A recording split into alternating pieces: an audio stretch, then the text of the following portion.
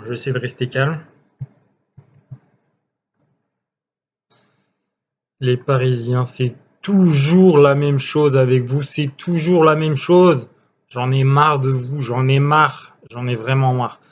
Votre exercice préféré, votre exercice favori, c'est de vous foutre de la gueule de Marseille, c'est de vous foutre de la gueule de l'OM. Hier soir, après le match, je mets BFM TV. C'est quoi les chants que j'entends? C'est Marseillais, Marseillais, va niquer ta sur la canne bière. J'ai eu mieux, j'ai eu quoi? J'ai eu Marseille, Marseille, ton. Je ne dirai pas les insultes, sinon la vidéo va être bloquée. Mais en fait, je me suis rendu compte, juste après le match, vous vous êtes qualifié en finale Ligue des Champions, et tous les chants que j'entends sur BFM, parce que j'ai mis BFM, c'était des chants anti-marseillais. Vous avez que ça à faire de votre vie. Donc oui, depuis 2011, depuis la création du Qatar Saint-Germain, oui, vous nous battez tous les ans. Il y a un seul match dans l'année pour Paris, un seul, enfin deux, le match aller à Marseille et le match retour à Paris. C'est les seuls matchs qui comptent pour vous. Il n'y a que ça qui compte pour vous. Et normal, en même temps, vous avez 1 milliard de budget. Des équipes comme Marseille, comme, comme Monaco, comme Lille, ils ont 50 millions de budget. Vous avez 1 milliard de budget. Tu veux faire quoi? Tu veux faire quoi? Donc arrêtez de... Toujours pareil. Toujours pareil. Même là, en Ligue des Champions, vous n'êtes pas content. Enfin, si vous êtes content, mais le seul truc que vous trouvez à dire, c'est des trucs contre les Marseillais. Moi, franchement, j'en ai rien à foutre de vous. J'en ai rien à foutre. Vous avez aucun mérite du tout. Je suis désolé, quand tu bats Dortmund, Atalanta, Bergame et Leipzig, t'as aucun mérite. Aucun mérite. J'ai essayé de rechercher dans les archives des matchs où comme ça il y avait une équipe qui était arrivée en finale de Ligue des Champions sans battre une seule grosse équipe. J'ai pas trouvé. J'ai été chercher jusqu'à 93. 93, c'était la création de la Ligue des Champions parce qu'avant ça s'appelait la Coupe des clubs champions. Donc c'était la Coupe des clubs champions, comme son nom l'indique. Il n'y avait que les champions des pays qui pouvaient y participer. Donc pas le deuxième, pas le troisième, comme maintenant, et le quatrième, comme c'est le cas en Angleterre, en Espagne, en Italie, en Allemagne. Donc voilà. Donc les Parisiens, taisez-vous.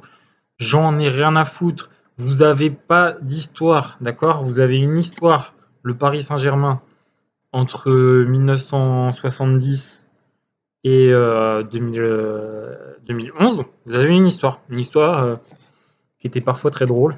Vous avez failli descendre en Ligue 2, c'était très très drôle d'ailleurs avec Jérôme Roten cette année-là. C'était censé être une super équipe, vous étiez sauvé à la dernière journée.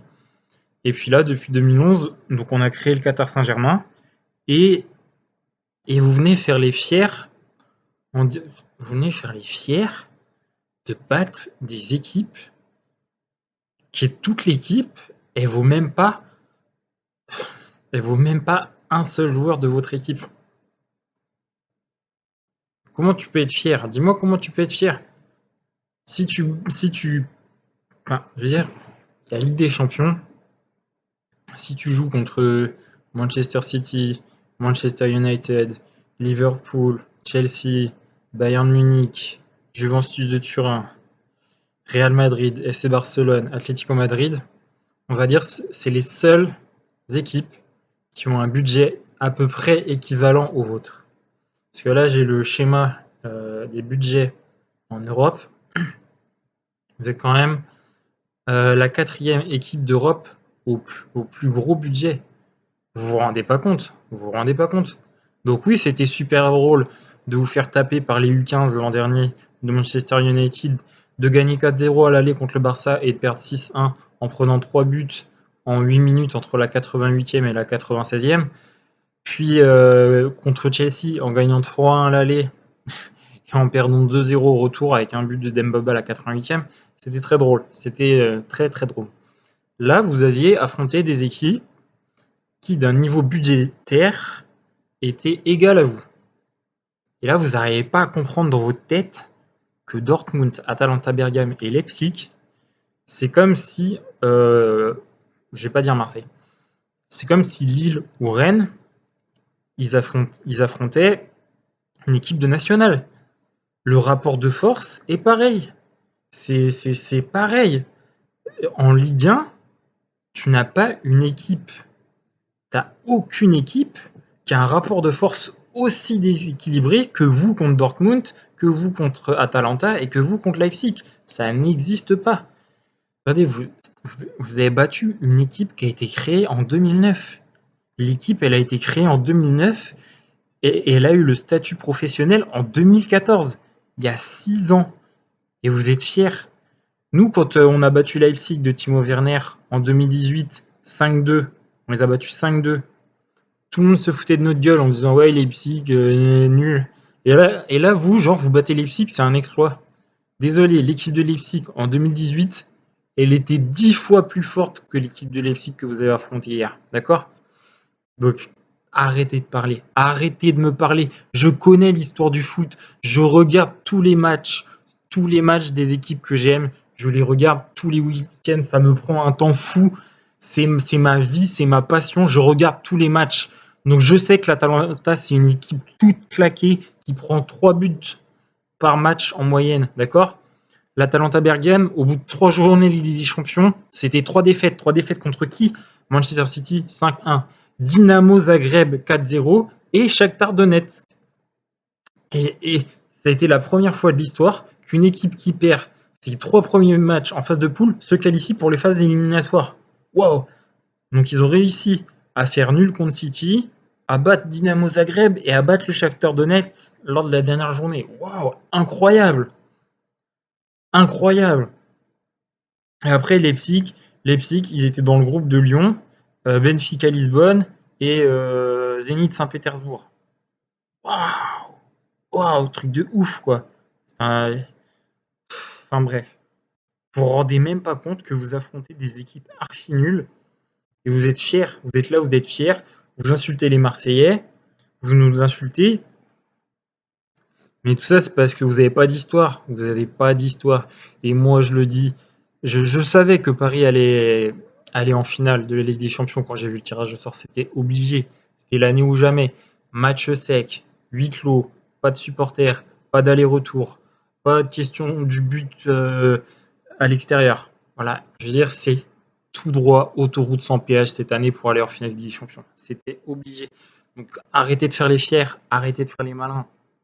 Je veux dire, honnêtement, Lyon, ils ont fait des beaux parcours quand ils ont été en demi-finale des Champions contre PSV Eindhoven, contre Milan AC et contre le Bayern. Marseille a fait de très très très beaux parcours en Coupe UEFA à l'époque, l'ancêtre de l'Europa League, en 99, en 2004 et en 2018. De très très beaux parcours. Vraiment, c'était des très beaux parcours parce que, enfin, je veux dire, pour parler, il faut regarder les matchs. Moi, je les ai vus, les matchs. Je me souviens de chaque instant, de chaque but refusé, parce que contre Leipzig, au match retour, on a 2 buts refusés, un but de Payet stratosphérique à cause d'une faute de Mitroglou. Je me rappelle de chaque match, et même de chaque match que vous jouez en Ligue des Champions. Je m'en rappelle, d'accord? Donc je me rappelle du 4-0 que vous avez mis à Barcelone. C'était un match exceptionnel que vous avez fait. Je me rappelle du 3-0 que vous avez mis en septembre dernier en phase de poule, je m'en rappelle, c'était très fort. Mais là, je suis désolé, vous avez battu personne. Vous essayez de dire, mais en rapport de force, c'est ridicule. Donc, arrêtez de venir me parler. Faut croire que vous nous aimez, les Marseillais. Vous nous aimez, en fait, c'est ça. Vous cherchez la discussion avec nous. Mais nous, on n'a rien à foutre de vous. Hein. Rien à foutre. D'accord? Vous êtes un club qui a pas d'histoire, qui a été renommé en 2011 le Qatar Saint-Germain. Et le Qatar Saint-Germain a un très beau palmarès depuis 2011. Donc vous pouvez être fiers de vous, très fiers de vous. Et moi, truc ultime, si mon club il est racheté par un pays qui ne respecte pas les droits de l'homme et qui ne respecte pas les droits des femmes, je suis désolé, j'arrête. Je suis désolé. Je veux dire, voilà. Autant Lyon, ils ont un homme comme Jean-Michel Aulas. Maintenant, ça va faire plus de 35 ans qu'il est au club. 35 ans. Il a construit son stade. Moi, j'y ai vécu à Lyon. Il a construit son stade. Il a fait de son équipe qu'elle a régné entre 2000 et 2007. Il a fait des parcours exceptionnels en Ligue des Champions. Il a créé une équipe féminine qui a gagné 6 fois la Ligue des Champions. Il a créé une équipe féminine. Il a une équipe qui est en quart de finale de Youth League. Je veux dire, ce mec, c'est un entrepreneur. C'est beau ce qu'il fait. Vous avez un mec qui arrive du Qatar, qui a les pétrodollars, qui a les millions, monnaie. Donc il met 220 sur Neymar. Il met 180 plus 40 de bonus sur Mbappé. Il y a ceux qui me disent mais non, Mbappé, c'est pas 220. Mbappé, c'est plus de 220. Parce que Mbappé, c'était 180 millions, soi-disant, pour Monaco. Mais il y avait bonus en cas de titre de champion, en cas de victoire en Coupe de France, en cas de victoire en Coupe de la Ligue. En cas même qu'il était champion du monde en 2018, et ben Monaco, il touchait un bonus. Il touchait également un bonus sur le nombre de buts marqués, sur tout ce que vous voulez, il touchait des bonus. En tout, Monaco, ils ont gagné plus de 220 millions sur le transfert de Mbappé. Voilà. Donc voilà. Bravo le Qatar. Merci les pétrodollars. Bravo, vous êtes en finale avec des champions. Maintenant, vous avez pu me parler. À mon avis, vous connaissez beaucoup moins bien l'histoire du foot que moi. Mais vraiment beaucoup moins bien. Parce que je peux vous dire que pour en regarder des matchs, j'en regarde. Et ça, Manchester City, c'est une équipe qui fait du beau jeu, qui a marqué plus de 120 buts cette année. Et Lyon, sur le match, a mérité de les battre, tout à fait, parce que Guardiola a perdu le match psychologique. Voilà. Il a perdu le match psychologique, il a eu peur, il a mis une équipe qui met jamais. Il n'a pas mis l'équipe qu'il mettait contre Liverpool, Manchester, contre Chelsea, Arsenal, Wolverhampton, Tottenham, etc. Et qu'il avait mis contre le Real Madrid à l'aller et au retour. Et voilà, il a eu peur. Et il a perdu. À partir du moment où tu installes la peur toi-même en tant que coach, donc tes joueurs, forcément ils ont peur, c'est fini, c'est fini. Le mental, c'est le plus important. Donc voilà. Donc maintenant, j'ai rien de plus à vous dire. Si vous gagnez avec des champions, honnêtement, pour moi, c'est pas une vraie Ligue des Champions. Voilà. Il n'y a pas de match aller-retour, il n'y a pas de supporters, il n'y a pas de spectateurs. Ça se joue dans un stade unique, un stade vide. C'est d'une tristesse sans nom. Et peu importe le vainqueur. Bayern Munich a fait une saison exceptionnelle. Lewandowski a marqué à tous les matchs. Ça, c'est incroyable. À tous les matchs, il a marqué un but. À chaque match. C'est absolument incroyable. Donc, c'est pour moi la plus belle équipe d'Europe de cette année. On verra qui gagne des champions. Mais si vous la gagnez, et que vous venez me parler, je vous bloquerai direct. Parce que, je veux dire, il n'y a pas de discussion possible avec vous. Il n'y a pas de discussion possible avec vous. Vous êtes tout le temps dans l'affirmation. Vous affirmez. Vous discutez pas, vous affirmez les choses. Vous les affirmez. Vous affirmez ceci, vous affirmez cela. Et nous, nanani, et nous, nanana. Et nous, c'est pas de notre faute si on rencontre Atalanta et Leipzig. Et nous, et nanana. Et c'est sûr que si tu étais tapé Juventus et City, tu serais plus là. Hein. Mais c'est clair et net. Hein. Donc oui, c'est pas de ta faute si tu t'es tapé.